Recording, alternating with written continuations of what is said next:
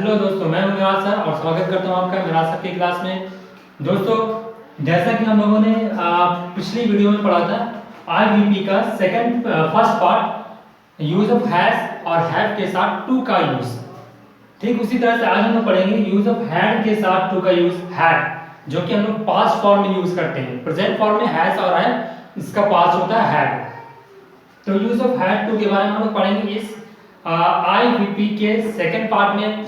IVP stand for important verb pattern. इसमें सिर्फ verb की इंपॉर्टेंस को बताया जाता है दोस्तों, और साथ ही साथ इसमें जो भी हमारा सेंटेंसेस होते हैं वो कंपल्सन शो करता है। कंपल्सन इट मींस मजबूरी। जैसे मुझे वो काम करना पड़ा, क्या करें, नहीं करना था लेकिन करना पड़ा, मुझे करना पड़ता है, मुझे जाना पड़ता है, मुझे पढ़ना पड़ता है, मुझे पढ़ाना पड़ता है। तो प्रेजेंट फॉर्म में था पढ़ता है, और ये पास्ट फॉर्म में होगा पढ़ता था, मुझे जाना पड़ता था। 2 साल पहले मुझे मैथ्स पढ़ाना पड़ता था, अभी मुझे अंग्रेजी पढ़ाना पड़ता है। तो अभी वाला दैट इज कॉल्ड प्रेजेंट, और जो पास्ट हो गया था वो पास्ट फॉर्म में था। तो ये हमारा पास्ट फॉर्म में यूज ऑफ हैड टू हम लोग पढ़ेंगे। लेकिन अगर अभी तक आप लोगों ने हमारे चैनल को सब्सक्राइब नहीं किया है तो प्लीज जल्दी से जल्दी सब्सक्राइब कर लिया अगर आप हमारे चैनल पे नए हैं तो, ताकि हमारे आने वाली और भी वीडियो की नोटिफिकेशन आप तक बिल्कुल टाइम पर मिल जाएगी। तो दोस्तों देखते हैं हम लोग यूज ऑफ हैड टू के साथ फर्स्ट सिंबल, यानी फर्स्ट पहला पहचान क्या था हमारा। पहला पहचान था दैट इज ना था। ना था, ना पढ़ता था या ना पढ़ा। सेंटेंस के लास्ट में अगर हमें जहां कहीं भी ना था, ना पढ़ता था या ना पढ़ा मिल जाएगा, समझ जाएंगे हमें हैड प्लस टू का यूज करना है इस सेंटेंस में। Had plus to, that is very important. तो देखते हैं फर्स्ट एग्जांपल हमारा, मुझे अंग्रेजी पढ़ाना पड़ा।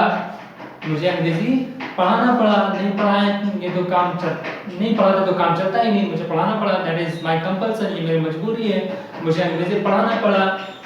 अब पढ़ाना पड़ा या पढ़ाना था या पढ़ाना पड़ता था, हम तीनों फॉर्म में, तीनों सिंबल में से कोई भी यूज कर सकते हैं।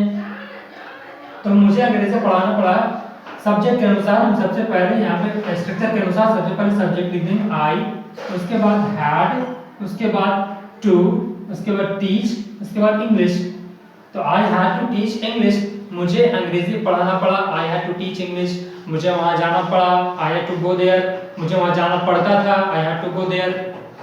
मुझे वहां जाना था, I had to go there. मुझे अमेरिका जाना था, I had to go to America. मुझे स्कूल जाना पड़ा, क्या करें, नहीं जाते तो घर पे मार खाते। मुझे स्कूल जाना पड़ा, I had to go to school at any cost. चलिए नेक्स्ट हम देखते हैं यहाँ पे सिंबल नंबर 2। ना ही था, ना ही पढ़ता था या ना ही पढ़ा, मुझे जाना ही था। जाना था दैट इज नॉर्मल, मुझे जाना था that is normal, normal sentence, मुझे जाना ही था।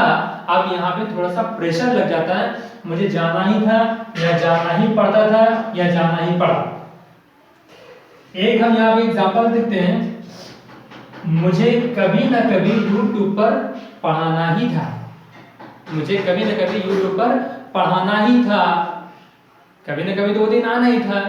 इस तरह के सेंटेंसेस हम लोग यूज करते हैं। तो हम लोग क्या देखते हैं कि मुझे कभी न कभी यूट्यूब पर पढ़ाना ही था। सब्जेक्ट सबसे पहले हमारा सेंटेंस स्ट्रक्चर में, तो सबसे पहले हमने सब्जेक्ट लिख दिया, उसके बाद हैड लगा दिया, उसके बाद अबाउट, उसके बाद टू, उसके साथ वर्ब का फर्स्ट फॉर्म हमारा टीच, उसके बाद ऑब्जेक्ट इसमें नहीं है, एडवर्बियल है, that is called after object. जो भी सेंटेंस रेस्ट बच जाता है, जिससे कब, कहां, कैसे का आंसर मिलता है, तो कब और कहां पढ़ाना था, तो ऑन यूट्यूब, सम टाइम और द अदर, कभी न कभी, सम टाइम और द अदर, जिसको हम लोग कभी न कभी कहते हैं। कभी न कभी मुझे वहां जाना था, I had to go there some time और द अदर। कभी न कभी मुझे तो पढ़ाना ही था, सम टाइम और the other I had to teach, या फिर I had to teach some time और द अदर। तो यहाँ पे हम लोग देखते हैं I had about to teach on YouTube some time और द अदर, मुझे कभी न कभी यूट्यूब पर पढ़ाना ही था, दैट इज माय कंपल्सन, एक दिन ना एक दिन तो ऐसा होना ही था। हम लोग सेंटेंस में कहते हैं कि जैसे क्या करें, मुझे यहाँ आना पड़ा, वैसे भी एक ना एक दिन तो मुझे यहाँ आना ही था, कभी न कभी तो मुझे यहाँ आना ही था। I had to come here some time और द अदर। तो दोस्तों ये क्या हमारा यूज ऑफ हैड टू का इट मींस आईवीपी का second part use of had plus to. अगले वीडियो में हम लोग पढ़ेंगे use of is am are का आईवीपी का third part use of is am are. Is am are इसका यूज हम लोग पढ़ेंगे, लेकिन और भी आगे की यूजेस जानने के लिए अगर अभी तक आपने हमारे चैनल को सब्सक्राइब नहीं किया तो प्लीज जल्दी से जल्दी सब्सक्राइब कर लें, ताकि हमारे आने वाले और भी वीडियो की नोटिफिकेशन आप तक बिल्कुल टाइम पर मिल जाए। और use of is am are it means IVP की जितने भी पार्ट्स हैं हम लोग आसानी से कवर कर लें। दोस्तों ये सेंटेंसेस जो होते हैं ये जनरली हम लोग यूज करते हैं लैंग्वेज में, और जब तक यूज करने वाले सेंटेंसेस हम लोग नहीं सीखेंगे then we can not speak English. That's